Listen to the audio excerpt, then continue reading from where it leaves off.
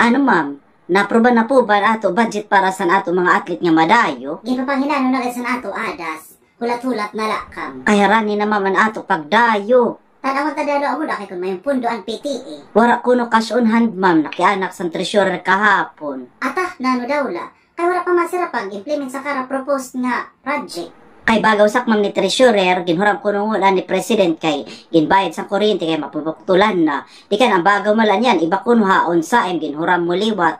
Ay, oo atah, nalimot ak may nga naginhuram. Hala nga ni, buligyak nga ni pag-isip eh kung dingkit makuha mo na sa atos ito ni babadget. Kay may itulat nga ni po ma'am, anak ako problema. Paidadara mo nga playeran ako ging coach. Pansulisit ka mo alugod. Ano? Ata ma'am, naigol na ito iba. Kay puro nala kuno pansulisit. Kay di ba ma'am, mayon makit siton doon. Nakaalokar sa MOO eh. Ito nagadlaon ma'am. Kay di man kit dahil makadali-dali pag withdraw sa nga kwarta. Kay maaram ka man ma'am aon nga ito mga proseso. Opo ma'am, naintindihan ko gan ikaw. Kung di ma'am, pwede man aon ito. Ikaw lang ng pag-abonar. Kay kami nga mga coach, at wala na good kami magiging dudugab. Kay puro nala kami sini pag inabonar. Pwede pa man to amo man sweldo pero nala nga ni sukli nala.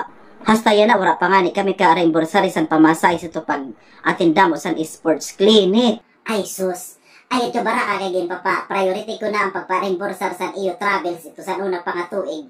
Ikan ansa, yan na pala. Ay kabaraka, hulat-hulat nala.